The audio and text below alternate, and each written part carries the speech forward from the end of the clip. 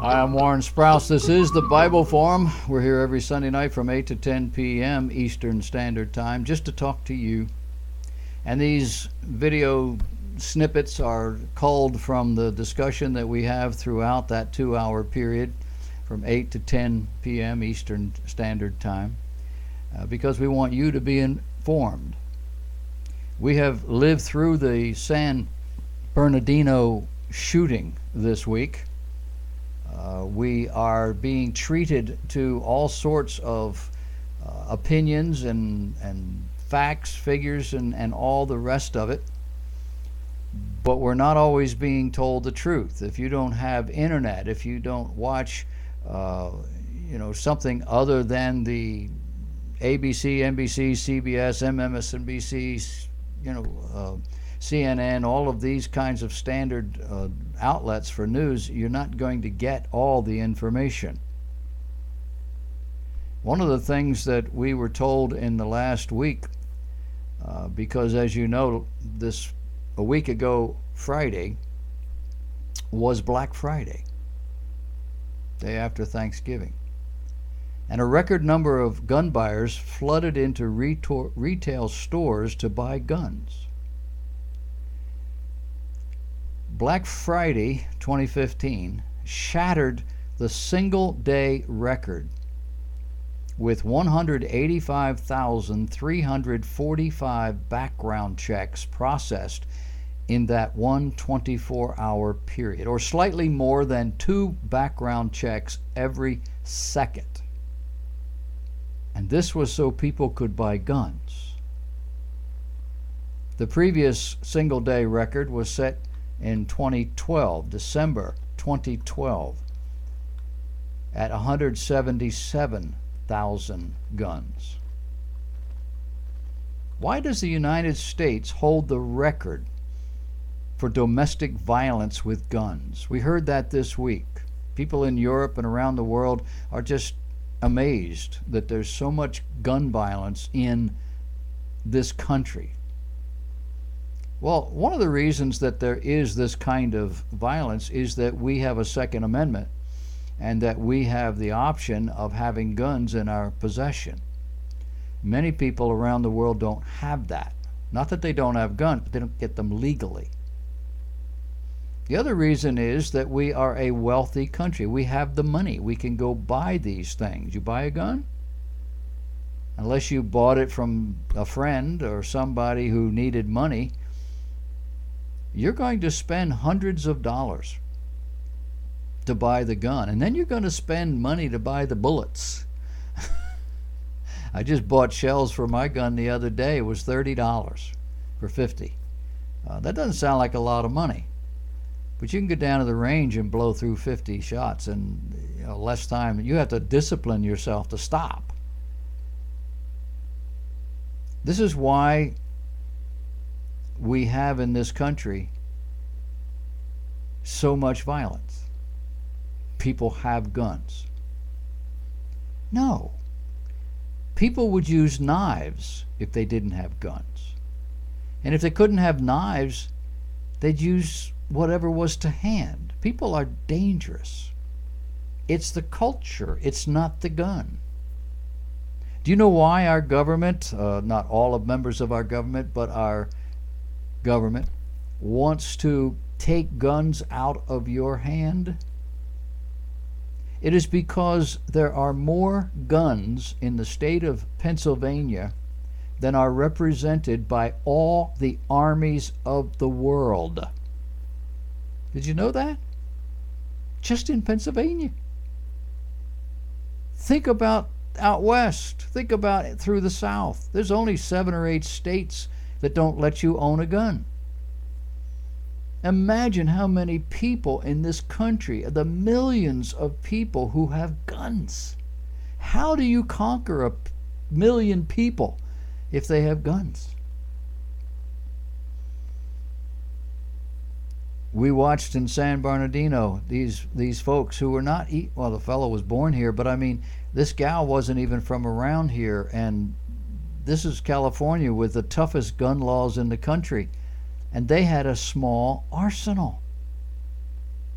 It was amazing what they pulled out of their house and their garage. Now do you understand why civilian police departments are suiting up with equipment and with vests and guns and vehicles and other things, dressing themselves out like a military commando? We've been watching this for the last 10 years, and it was said, well, the government is giving them, this equipment. And this, no, I think that they know what's going on. I think that the people who have the responsibility to keep the peace knew this kind of thing was percolating. And then when it happens, they have to be prepared. I read this week, and you probably did too if you watch news at all, that was talked about quite a lot, how that the liberal Daily News in New York had a headline the next day saying, God isn't fixing this. It was a slap at you Christians who pray about these things, or your God and your guns and whatever else. But I had a thought when I read that, and the thought was, God didn't cause this. And without God, it'd be a whole lot worse. The God of the Bible is in the business of restraining evil, not in making it happen. He's not responsible for any of the violence and the evil that exists in the world. He has allowed some, but he does more restraining than allowing. The Huffington Post's sarcastic headline read, another mass shooting, another deluge of tweeted prayers. This seems to have been an effective strategy so far. A little sarcasm in there. Our president came around immediately, and I think just this evening, although I didn't get to see it or hear it, I will read it tomorrow.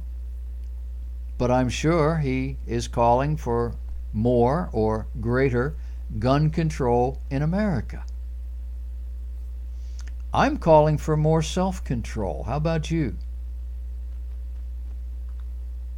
Self-control is now being viewed in this culture as a bad thing. If we were to outlaw guns, people would kill one another with knives. If we outlawed knives, they'd use forks. It's a people problem, not a gun problem. Chris Matthews on CNN said, is it CNN or MSNBC? One of them. He says, talking about guns in America, does this go back to our revolution? We're revolutionary people. We really don't believe in government. I say to the Chris Matthews of this world, no, we really don't believe in objective morality. That's what we don't believe in anymore. Because objective morality is code for God. That there is a moral standard outside of myself. That I am not the center of this moral universe, and whatever I believe is what's right. That's what our problem is. Not that we don't believe in government. We don't believe in objective morality. Everybody's got their own opinion as to what's right and wrong. It's right for you. It's not right for me. You're free to do what you want. Chris Matthews also turned his attention on Great Britain. He said the culture is actually quite similar, where they watch American movies, play American video games. They're not less mentally ill. Their health care is not better, but we have 20 to 25 times their gun murder rate. And the only difference is in the way we control who has access to a gun in this country. Yeah, in Great Britain, you're not allowed to have them. Some of the same people who are shocked and angry about the increase in domestic violence are those that are flocking to movies that feature just that. A genre that is becoming increasingly popular and shockingly explicit. we have a moral problem. Did you know gun crime has been on the decline for the last 20 years? Did you know that? I'm talking a steep decline. If you look at the chart, and I provided one in the email that I sent out this week, it is almost on a 45-degree angle from about the 1970s till today. There was a spike around 2001, 2, about the time that the trade towers came down. But there is a precipitous decline in gun crime. The Washington Post said gun crime has been on the decline for about 20 years, except for high-profile shootings in gun-free zones. Those are the shootings that are on the increase, not general shootings. Shootings in gun-free zones. According to the Washington Post, in 1993, there were 7 homicides by firearm for every 100,000 Americans. By 2013, that figure had fallen by nearly half to 3.6 per 100,000. Breitbart News previously pointed to this decline and explained it correlated with a massive increase in privately owned firearms over the same period of time.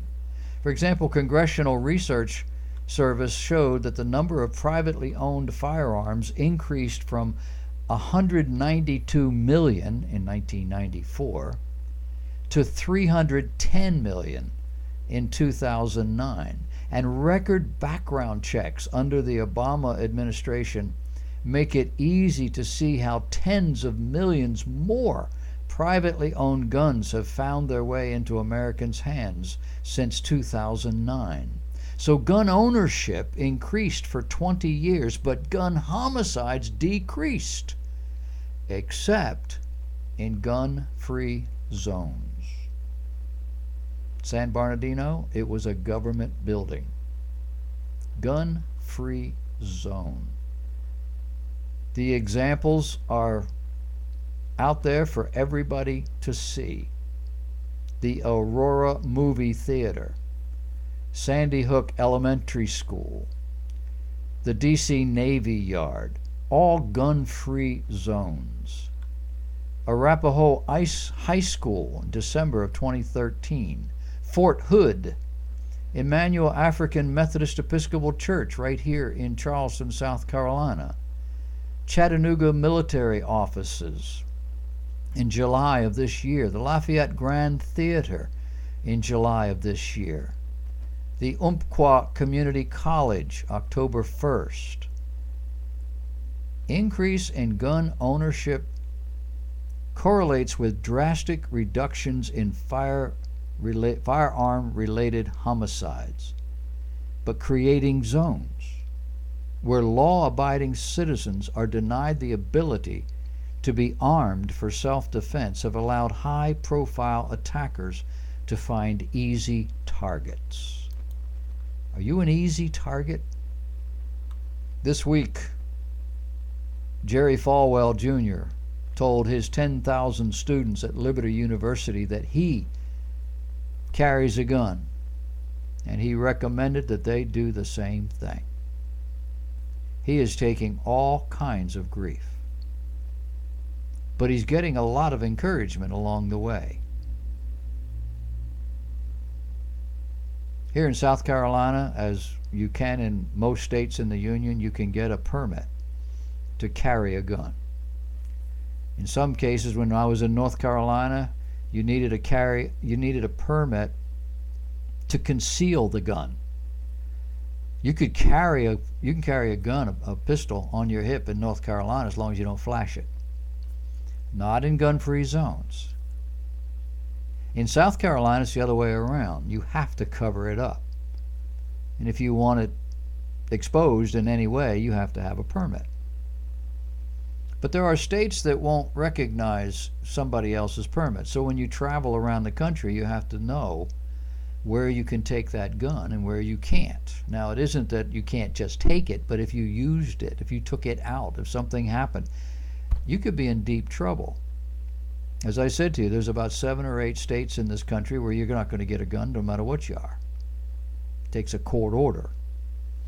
But of the others, I learned just recently that if you have a South Carolina permit and you have an Arizona permit, and you can get an Arizona permit whether you live in Arizona or not, those two together cover every state in the union that allows guns by private citizens. How's that? I'm in the process of applying for my Arizona permit. They're pretty fussy. I had to go down to this county sheriff and get fingerprinted, and you got to pay some money, and you got to get the people that you took the test from to sign off, and you got to fill out the paperwork, but it's possible. So that when you're traveling, when you're going to see the grandchildren, or you're going to see a family somewhere in another part of the country, and you stop to get gas, and somebody walks up and they try to do you bodily harm, what are you going to do? Gas stations are not gun-free zones. America's in deep trouble, and your family is depending on you to be smart and to take care of yourself and maybe look out for them as well. How you do it is your business. But at least in America still, so far, law-abiding citizens can have guns and carry them.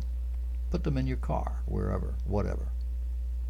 And as it turns out, in California, where the gun laws are every bit as strict as any liberal politician can imagine, apparently you can do it there too. Watch your back.